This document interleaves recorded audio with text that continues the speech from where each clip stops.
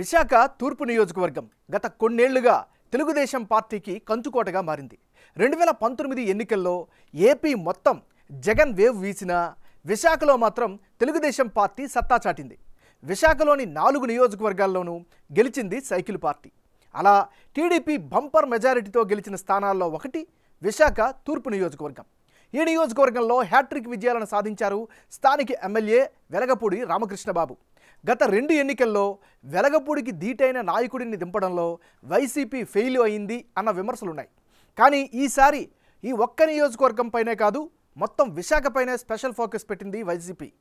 ఈ తీర ప్రాంత నగరాన్ని ఎగ్జిక్యూటివ్ క్యాపిటల్గా మార్చి తన మకాంని అమరావతి నుంచి ఇక్కడికి మార్చేయాలి అనుకున్నారు సీఎం జగన్.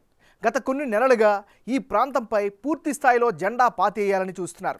అందుకే కీలక నియోజకవర్గమైన తూర్పుపై ప్రత్యేక దృష్టి పెట్టడమే కాదు, ఎంపీ ఎంవివి సత్యనారాయణను ఈ నియోజకవర్గంలో ఎమ్మెల్యేగా రంగంలోకి దింపుతున్నారు. అంగా అర్ధబలాలు ఉన్న వెలగపూడికి సమ ఉజ్జీగా ఉన్న ఎంవివి సత్యనారాయణ బరిలోకి దిగడంతో విశాఖ తూర్పు పోరు హాట్గా మారింది. మరి టీడీపీ హవాకు బ్రేక్ పడుతుందా? ఎంవివి ఈసారి మ్యాజిక్ చేస్తారా అనే అంశాలపై big TV exclusive election survey చేసింది. ఆ వివరాలను చూసే ముందు 2019 ఎన్నికల ఫలితాలను ఓసారి చూద్దాం. 2019 ఎన్నికల్లో తెలుగుదేశం పార్టీ నుంచి వెలగపూడి రామకృష్ణబాబు, వైసీపీ నుంచి అక్రమాని విజయ నిర్మల పోటీ చేశారు. ఆ ఎన్నికల్లో వైసీపీకి 35%, తెలుగుదేశం పార్టీకి 50%, జనసేనకు 11%, ఇతరులకు 4% ఓట్లు పోలయ్యాయి. అంటే 2019 ఎన్నికల్లో రాష్ట్ర వ్యాప్తంగా వైసీపీ వేవ్ కనిపించినా విశాఖ తూర్పులో మాత్రం ఆ ఎఫెక్ట్ ఏమాత్రం కనిపించలేదు. ఈ ఎన్నికల్లో ఏకంగా 50% ఓట్లు సాధించారు తెలుగుదేశం పార్టీ అభ్యర్థి వెలగపూడి రామకృష్ణబాబు. తన ప్రత్యర్థి వైసీపీ అభ్యర్థి అక్రమాని విజయ నిర్మల కేవలం 35% ఓట్లు మాత్రమే సాధించారు. దీంతో 15% ఓట్ల మార్జిన్తో బంపర్ విక్టరీని తన ఖాతాలో వేసుకున్నారు వెలగపూడి. అయితే ఆయన గెలుపుకు అనేక కారణాలు కనిపిస్తున్నాయి. ఆయనకున్న పాజిటివ్ ఇమేజ్తో పాటు అంతకుముందు వచ్చిన హుదూద్ తుఫాన్ సమయంలో టీడీపీ సర్కార్ నిర్వహించిన రెస్క్యూ ఆపరేషన్ ప్రజలు గుర్తుంచుకున్నారు.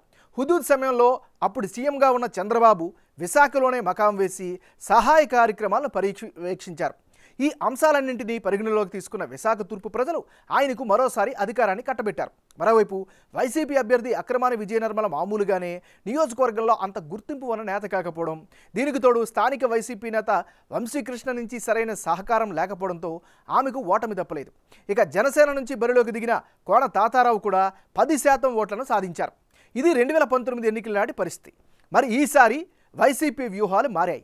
ఎంపీగా ఉన్న ఎంవివి సత్యనారాయణను బరిలోకి దింపుతోంది వైసీపీ. మరి నియోజకవర్గంలో ప్రస్తుత పరిస్థితిపై బిగ్ టీవీ నిర్వహించిన ఎలక్షన్ సర్వే వివరాలను ఇప్పుడు చూద్దాం. ముందుగా ప్రస్తుతం ఎమ్మెల్యేగా కొనసాగుతున్న వెలగపూడి రామకృష్ణబాబుకు అనుకూలమైనటువంటి అంశాలు ఏమిటి, నెగిటివ్ పాయింట్స్ ఏంటో కనుక పరిశీలించినట్లయితే ముందుగా అనుకూలమైనటువంటి అంశాలు. ఇప్పటికి 3 సార్లు ఈ నియోజకవర్గంలో వరుసగా గెలుస్తూ వస్తున్నారు. అది ఈయనకి ప్రధానమైనటువంటి బలంగా చెప్పుకోవచ్చు. మరోవైపు ప్రజల్లో అయితే చాలా పాజిటివ్ ఇమేజ్ ఈయన పట్ల వ్యక్తమవుతుంది. ముఖ్యంగా వివాదాలకు చాలా దూరంగా ఉండడం ఈయనకు మరో ప్రధాన ఆకర్షణగా చెప్పుకోవచ్చు. అన్ని సామాజిక వర్గాలకు సమ ప్రాధాన్యం ఇవ్వడం ఈయనకి మరో ప్లస్ పాయింట్గా చెప్పుకోవచ్చు. ముఖ్యంగా మాస్ లీడర్గా, ప్రజల మనిషిగా అయితే ఈ నియోజకవర్గంలో ఈయనకి మంచి పేరు కనిపిస్తోంది. దాంతోపాటు ఈసారి ఎన్నికల్లో తెలుగుదేశం పార్టీ జనసేన పొత్తు కూడా ఈయనకి ఖచ్చితంగా కలిసి వచ్చే ఫ్యాక్టర్ అయితే, మరోవైపు తెలుగుదేశం పార్టీకి ఉన్నటువంటి కేడర్ సంపూర్ణ మద్దతు కూడా వెలగపూడికే కనిపిస్తోంది. ఇది ఈయనకి సంబంధించినటువంటి అనుకూలమైనటువంటి అంశాలు. మరి ఈయనకి మైనస్ అయ్యేటటువంటి అంశాలు ఏమిటి పరిశీలిస్తే, నియోజకవర్గంలో పెద్దగా ఈసారి అభివృద్ధి అయితే మాత్రం జరగలేదు అనే అభిప్రాయం సర్వత్రా వినిపిస్తోంది. ఇది ఈయనకి సంబంధించినటువంటి ప్లస్లు మైనస్లు. ఈ నియోజకవర్గం నుంచి వైఎస్ఆర్ కాంగ్రెస్ పార్టీ భారీ మార్పు చేసింది. స్థానికంగా ఉన్నటువంటి ఎంపీని ఎంవివి సత్యనారాయణను ఈ నియోజకవర్గం నుంచి ఎమ్మెల్యేగా బరిలోకి దించుతోంది. మరి ఈయనకి ఈసారి అనుకూలమైనటువంటి అంశాలు ఏమిటి పరిశీలిస్తే, ప్రస్తుతం విశాఖ ఎంపీగా ఉండడంతో పొలిటికల్గా కాస్త కలిసి వచ్చే అవకాశంగా కనిపిస్తోంది. మరోవైపు ఆర్థికంగా చాలా బలంగా ఉండేటటువంటి నాయకుడు కావడం రాజకీయంగా అనుకూలమైన ఫ్యాక్టర్.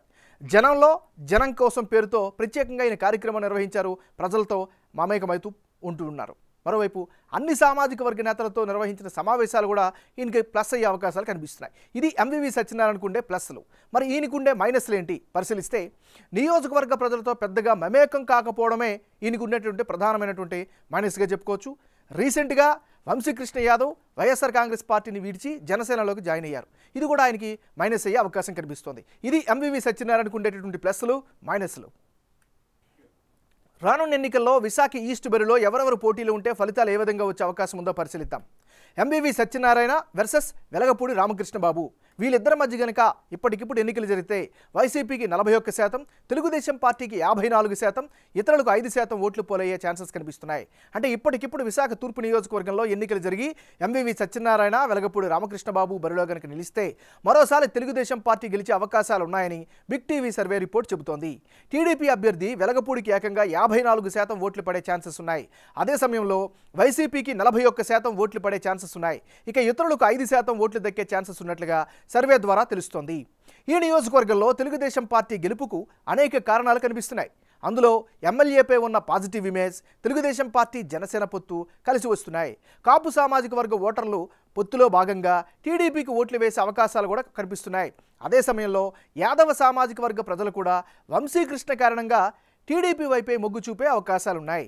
ఇక వైసీపీ అభ్యర్థి ఎంవీవీ సత్యనారాయణ కూడా గట్టిగానే పోటీ ఇస్తున్నారు.